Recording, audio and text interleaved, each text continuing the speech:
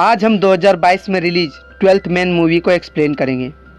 यह मूवी brilliant director Jeethu Joseph द्वारा निर्देशित है, जिन्होंने ओरिजिनल दृश्यम मूवी को भी डायरेक्ट किया है। इस मूवी में बहुत सारे कैरेक्टर्स हैं, तो पहले मैं आपको सभी कैरेक्टर से परिचय करा देता हूँ। इस मूवी में 11 लोगों का एक ग्रुप होता है। इस ग्रुप में फिदा, मैथ्यू और उसकी पत्नी साइनी, सैम और उसकी पत्नी मरीन, जकारिया और उसकी पत्नी एनी, जितेश और उसकी पत्नी डॉक्टर नैना और सिद्धार्थ और उसकी मंगेतर आरती शामिल होते हैं। इन 11 लोगों के ग्रुप में 7 लोग एनी, फिदा, जितेश, मैथ्यू, मरीन, सिद्धार्थ और जकारिया कॉलेज टाइम से दोस्त होते हैं। चलिए अब सीधे मूवी की कहानी पर आते हैं। मूवी की स्टार्टिंग में हम जकारिया और एनी को देखते हैं, जहां नैना उन दोनों को बताती है कि वे जल्द ही पेरेंट्स बनने वाले हैं और इस खबर को मैं हमारे फ्रेंड्स व्हाट्सएप ग्रुप में छोड़ने वाली हूँ, पर वह दोनों उसे मना कर देते हैं। वे दोनों कहते हैं कि हम ये खबर सबको सिद्धार्थ की बैचलर्स पार्टी में एज अ सरप्राइज देना चाहते हैं, पर नैना कहती है कि मैं यह खबर जितेश को तो ज़रूर दूंगी। तो वे कहते हैं कि ठीक है, तुम उसे यह खबर दे देना, पर उसे कह देना कि वह किसी और को ना बताए। फिर हमें मैथ्यू और फिदा को दिखाया जाता है, जो बहुत क्लोज फ्रेंड्स होते हैं और फ्रेंड्स के साथ साथ दोनों बिजनेस पार्टनर्स भी होते हैं। मैथ्यू फिदा से कहता है कि काश मेरी शादी तुमसे हुई होती, तुम मेरा कितना साथ देती हो।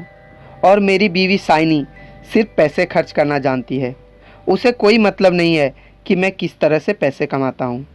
फिर हमें सैम को दिखाया जाता है, जो पिनैकल बैंक में एज अ बैंक मैनेजर काम करता है। उससे जॉस नाम का एक व्यापारी मिलने आता है और उससे कहता है कि आप मुझे सालों से जानते हैं, मुझे आप 50 लाख रुपए दे दीजिए, मैं आपको सोमवार सुबह 9 बजे यह पैसे वापस लौटा दूंगा। तो सैम अपने कैशियर सुरेश के हाथों उसे 50 लाख दे देता है। जिसके बाद हमें नैना का पति जितेश दिखाया जाता है, जिसे नैना एनी के प्रेग्नेंट होने की खबर देती है, पर उसे इस बात को छुपाने को कहती है, मगर जितेश सिद्धार्थ को यह बात बता देता है। शाम को जब सभी दोस्त दिवाली पार्टी के लिए इकट्ठा होते हैं, तो सभी दोस्तों को एनी के प्रेग्नेंट होने की खबर पता चल जाती है, मगर वे तय करते हैं कि वे उन दोनों से यह बात छिपा कर रखेंगे ताकि उन्हें बुरा न लगे।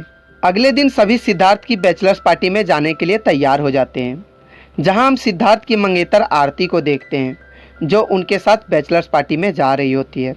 फिर हम साइनी को देखते हैं, जो अपने पति मैथ्यू को डांट रही होती है और उससे कहती है कि तुम फिदा से दूर रहना, मैं नहीं चाहती कि तुम उसके आसपास भी भटको। जिसके बाद सभी ग्रीनबर्ग रिसोर्ट पहुंच जाते हैं, जहां रिसोर्ट मैनेजर डेविस सिद्धार्थ को बताता है कि इस रिसोर्ट में सिर्फ आप लोग ही हैं और कुछ होटल के स्टाफ हैं। हमारे इस रिसोर्ट में सारी सुविधाएं हैं, पर हमारे रिसोर्ट में कोई बार नहीं है। तो सिद्धार्थ उससे कहता है कि कोई बात नहीं, हमारे पास बहुत शराब है। जिसके बाद सभी फ्रेंड्स क्रिकेट खेल रहे होते हैं, तो सिद्धार्थ एक शॉट मारता है और बॉल जाकर सीधे चंद्रशेखर नाम के एक आदमी को लगती है। उसे चोट लगने से ज़्यादा अपनी शराब गिरने का दुख होता है, तो वह उन सभी से शराब मांगने लगता है, पर वे लोग शराब देने से मना कर देते हैं। जिसके बाद वहाँ मैनेजर आ जाता है, तो सिद्धार्थ उससे कहता है कि आप इसके लिए शराब ले आएँ, पर वो कहता है कि इस इलाके में इलेक्शन चल रहे हैं, इसलिए सभी शराब की दुकानें बंद हैं। हमें यहाँ यह भी पता चलता है कि चंद्रशेखर रिसोर्ट के एमडी का दोस्त है। फिर सभी लोग चंद्रशेखर को वहाँ से समझा बुझाकर भगा देते हैं। जिसके बाद शाम को जब सभी पार्टी कर रहे होते हैं, तो जकारिया सभी को एनी के प्रेग्नेंट होने की खबर देता है और सभी इस तरह से खुश होते हैं जैसे उन्हें कुछ पता ही ना हो। पर तभी वहाँ पर चंद्रशेखर आ जाता है और उनसे शराब मांगने लगता है, तो वे आखिरकार उसे थोड़ी सी शराब देकर वहाँ से भगा देते हैं। थोड़ी देर बाद सैम को जॉस का फ़ोन आता है और वह कहता है कि हमारे ट्रक का एक्सीडेंट हो गया है, तो हम पैसे सोमवार रात तक ही जमा कर पाएंगे। जिस पर सैम उससे कहता है कि मुझे पैसे सोमवार सुबह 9 बजे ही चाहिए, क्योंकि वह मेरे पैसे नहीं हैं, वो बैंक के पैसे हैं, और अगर पैसे बैंक में समय पर नहीं पहुँचे तो मुझे जेल भी हो सकती है। फिर सभी बात कर रहे होते हैं कि हम सभी एक दूसरे को कॉलेज के दिनों से जानते हैं और हमारे बीच ऐसी कोई बात नहीं है जो एक दूसरे से छिपी हुई है। तो फिदा सभी से कहती है कि सबके जीवन में कुछ राज होते हैं और कोई कितना भी गहरा दोस्त क्यों ना हो, वह राज वह किसी को नहीं बताता है। जिस पर सिद्धार्थ सभी से कहता है कि मेरी ज़िंदगी में ऐसा कोई भी राज नहीं है। तो नैना उससे कहती है कि अगर ऐसा है तो अपना फ़ोन टेबल पर रख दो और जो भी कॉल या मैसेज तुम्हें आएगा तुम सभी को बताओगे। तो सिद्धार्थ अपना फ़ोन सामने रख देता है, जिस पर फिदा कहती है कि सिर्फ सिद्धार्थ ही ऐसा क्यों करे, क्यों ना हम सभी भी अपने फ़ोन टेबल पर रख दें और जो भी कॉल या मैसेज आए उसे पब्लिकली पढ़ा जाए। तो कुछ लोग इस गेम को खेलना चाहते हैं और कुछ लोग नहीं। फिर सभी तय करते हैं कि अगले 1 घंटे तक हम सभी यही गेम खेलेंगे। सबसे पहले जकारिया को उसकी माँ का फ़ोन आता है। वो उससे कहती है कि तुम हर समय एनी के आगे पीछे क्यों घूमते रहते हो, वह पहली औरत नहीं है जो माँ बनी है, और हाँ, अब ये सारी बातें उसे मत बता देना। इस घटना से दोनों काफ़ी शर्मिंदा होते हैं। तो सैम कहता है, देखा, अब हमें यह खेल यहीं पर रोक देना चाहिए। जिस पर जकारिया कहता है कि खेल तो शुरू हो चुका है, अब सबको यह खेल खेलना ही पड़ेगा। कुछ देर बाद आरती की फ्रेंड प्रिया का कॉल आता है और उनके बीच आम बातें होती है और फिर कॉल कट जाता है।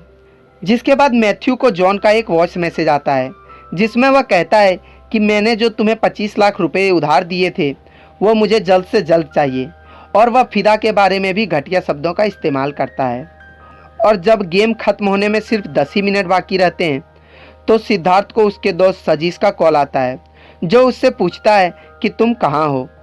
तो सिद्धार्थ कहता है कि मैं अपने दोस्तों के साथ बैचलर्स पार्टी मनाने एक रिसोर्ट आया हूँ। तो वह कहता है कि क्या यह वही ग्रुप है जिस ग्रुप की एक लड़की को तुमने प्रेग्नेंट कर दिया था और मैंने एबॉर्शन वाले टैबलेट तुम्हें दिए थे। ये सुनकर सब हैरान हो जाते हैं और एक दूसरे की बीवियों पर शक करने लगते हैं, और जकारिया बहुत गुस्से में आ जाता है और सिद्धार्थ पर हमला कर देता है, पर सभी उन दोनों को एक दूसरे से दूर कर देते हैं। यह सब सुनने के बाद आरती अपने कमरे की तरफ जाने लगती है, तो सिद्धार्थ भी उसके पीछे चला जाता है। इस घटना से सभी कपल्स के बीच में बहस होने लगती है और सभी अपने रूम में चले जाते हैं। यहाँ हम यह भी देखते हैं कि सैम ने अपने फ़ोन को फ्लाइट मोड में रखा हुआ था, इसलिए उसे कोई भी कॉल या मैसेज नहीं आया था। जब सभी अपने रूम में चले जाते हैं तो बाहर बहुत तेज़ बारिश होने लगती है। फिर जकारिया, मैथ्यू और सैम तीनों बाहर आकर एक चबूतरे में बैठते हैं और सिद्धार्थ का इंतज़ार करने लगते हैं, ताकि जब वह बाहर आए तो उससे पूछ सके कि वह कौन सी लड़की है जिसके साथ उसका अफेयर था। और टाइम पास करने के लिए मैथ्यू अपने रूम से शराब लाने चला जाता है। जब वह बहुत देर तक वापस नहीं लौटता है तो जकारिया अपने कमरे में सोने के लिए वापस चला जाता है। फिर सैम को जॉस का मैसेज आता है कि पैसे सोमवार सुबह तक पहुंच जाएंगे, जिससे सैम राहत की सांस लेता है और अपने कमरे की तरफ जाने लगता है। बारिश बंद होने पर बस ड्राइवर साइनी की लाश देखता है और वह मैनेजर को वहां बुला लेता है। तो मैनेजर पुलिस को उसकी सूचना देता है और पुलिस रिसोर्ट पहुंच जाती है, जहां पुलिस मैनेजर से पूछती है कि क्या रिसोर्ट में सिर्फ इतने ही लोग हैं। तो वह बताता है कि रिसोर्ट में इन्हें 11 के अलावा वह बस ड्राइवर और एक और मेहमान भी है, पर अभी वह अपने कमरे में ही होंगे। तो पुलिस वाले चंद्रशेखर के कमरे के पास जाते हैं और उसका दरवाज़ा खटखटाते हैं। जब दरवाज़ा खुलता है तो पुलिस वाला चंद्रशेखर को सल्यूट करता है। दरअसल चंद्रशेखर कोई आम आदमी नहीं बल्कि डीएसपी होता है, जो सस्पेंशन मनाने के लिए रिसोर्ट आया था और अगले 2 दिनों में क्राइम ब्रांच ज्वाइन करने वाला था। फिर सीआई विपिन चंद्रशेखर को सारी बातें बता देता है और उससे रिक्वेस्ट करता है कि आप इस केस को सॉल्व करने में हमारी मदद कीजिए, क्योंकि कल मेरे इलाके में इलेक्शन है और मुझे वहीं पर रहना होगा। तो चंद्रशेखर तैयार हो जाता है। फिर पुलिस साइनी की बॉडी को लेकर पोस्टमार्टम के लिए भेज देती है। थोड़ी देर बाद एसआई बीजू सीआई विपिन को बताता है उस लड़की के सिर में गहरे चोट का निशान है और उसके पति का कहना है कि साइनी का फ़ोन भी मिसिंग है। मैंने सेतु को फ़ोन ढूंढने के काम में लगा दिया है। फिर सीआई विपिन सिद्धार्थ और उसके साथियों से कहता है कि तुम सबको सोमवार सुबह स्टेशन आकर स्टेटमेंट देना पड़ेगा। यह सुनकर सभी परेशान हो जाते हैं। वे लोग चंद्रशेखर से रिक्वेस्ट करते हैं कि आप उनसे बात करके प्रोसीजर को तेज करा दें ताकि हमारी कुछ मदद हो सके। तो चंद्रशेखर सीआई विपिन से बात करता है और विपिन सभी से कहता है कि सर ने तुम लोगों के फेवर में एक आइडिया दिया है कि वो आप सबकी बातें सुनेंगे और फिर एक निर्णय पर पहुंचेंगे, जिसके बाद कल हम सारी फॉर्मेलिटीज़ को पूरा कर लेंगे। जिसके बाद विपिन बीजू और कुछ कांस्टेबल को वहीं पर छोड़कर वहां से चला जाता है। फिर चंद्रशेखर एक एक करके सभी के रूम्स की तलाशी लेता है, जहां उसे साइनी के कमरे में दवाइयां मिलती हैं और वह आरती से पूछता है कि तुम पार्टी से रोते हुए क्यों भाग गई थी। तो वह कहती है कि मेरे सर में हेडेक था, इसलिए मैं अपने कमरे में चली गई थी। पर चंद्रशेखर को उसकी बात पर भरोसा नहीं होता है और जब वह उसे जोर देकर पूछता है तो आरती उसे सारी बातें बता देती है, जिसे सुनने के बाद चंद्रशेखर सभी के साथ एक कमरे में जाता है और उन सबको फिर से वही गेम खेलने को कहता है और सभी ना चाहते हुए भी वह गेम खेलने के लिए तैयार हो जाते हैं। सबसे पहले चंद्रशेखर के दोस्त का कॉल आता है और वह उससे बात करके फ़ोन काट देता है। फिर वह सिद्धार्थ से पूछता है कि जब तुम आरती के पीछे उसके कमरे में गए तो क्या हुआ। तो सिद्धार्थ उसे बताता है कि मैं और फिदा आरती को समझा रहे थे, पर तभी वहाँ पर साइनी आ गई और उसने फिदा को कैरेक्टरलेस लड़की कह दिया, जिनसे उनके बीच बहस होने लगी। तो मैंने उन दोनों को शांत करा के वापस उनके कमरे में भेज दिया। अगला सवाल चंद्रशेखर जितेश से पूछता है कि उस समय तुम कहाँ थे, जिस पर जितेश उसे बताता है कि उस समय मैं सिद्धार्थ से मिलने गया और मैंने उससे पूछा कि यह सब क्या है। तो उसने मुझसे कहा कि वह लड़की मेरे होम टाउन की है, इसलिए मैंने अपने दोस्त से कहा था कि वह लड़की हमारे ग्रुप में है ताकि उसे कुछ भी पता ना चले, मगर सभी लोग मुझे ही गलत समझ रहे हैं। तो यह सब सुनने के बाद मैंने उसे आरती को समझाने के लिए भेज दिया। फिर चंद्रशेखर सिद्धार्थ को उसके दोस्त सजीश को फ़ोन लगाने के लिए कहता है, जिसके कारण ये हंगामा शुरू हुआ था, पर वह फ़ोन नहीं उठाता है। तभी फिदा को उसके दोस्त का कॉल आता है, जो उससे कहती है कि मैंने एक आर्टिकल देखा जिसमें दिखा रहे हैं कि ग्रीनबर्ग रिसोर्ट में एक लड़की ने सुसाइड कर लिया है। वह मैथ्यू की बीवी साइनी है। क्या उसके इस सुसाइड का कारण कल हुए पुलिस स्टेशन वाली घटना तो नहीं है?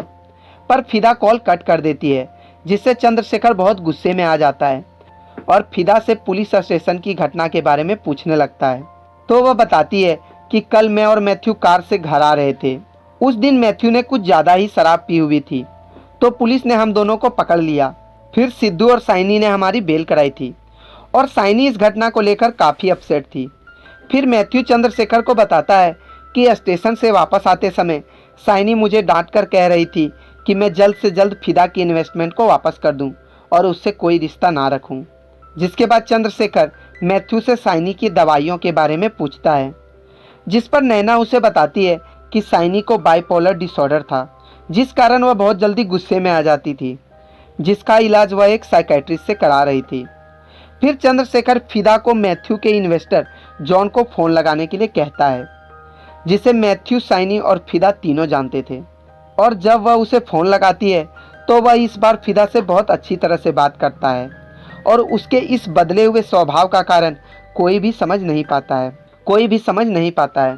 फिर चंद्रशेखर देखता है कि सैम को कोई भी कॉल या मैसेज नहीं आ रहा है, तो वह उसका फ़ोन चेक करता है और फ़ोन पहले की तरह फ्लाइट मोड में होता है, जिस पर सैम उसे बताता है कि मैं बैंक के पैसे इलीगल तौर पर लोगों को कर्ज के रूप में देता हूँ और पैसे कमाता हूँ। और जब चंद्रशेखर सैम का फ़ोन चेक करता है तो उसमें एडवोकेट जयप्रकाश का मैसेज देखता है। फिर सिद्धार्थ सभी के फ़ोन नंबर्स चंद्रशेखर को भेज देता है और चंद्रशेखर उनके नंबर साइबर विंग के रहीम को भेज देता है और उससे कहता है कि क्या तुम मुझे बता सकते हो कि 12 बजे से पहले किसी ने भी जॉन को कॉल किया था क्या? जिसके बाद जकारिया चंद्रशेखर को बताता है कि एनी साइनी पर कुछ ज़्यादा ही मेहरबान थी, इसने उसे कुछ पैसे भी उधार दिए थे और जब हमने पैसे वापस मांगे तो उसने साफ मना कर दिया। फिर चंद्रशेखर साइनी के डॉक्टर से बात करता है, जो उसे बताता है कि साइनी को जो प्रॉब्लम है उसमें वह बहुत जल्दी गुस्सा हो जाती थी। फिर विजू चंद्रशेखर को एक वाइन की बोतल लाकर देता है, जो साइनी की डेड बॉडी के पास मिली थी। यह बोतल मैथ्यू की होती है। तो मैथ्यू उसे बताता है कि जब बारिश रुकी तो मैं वहाँ गया जहाँ जकारिया और सैम मेरा इंतज़ार कर रहे थे, पर वहाँ पर कोई भी नहीं था, तो मैं अकेले ही शराब पीने लगा।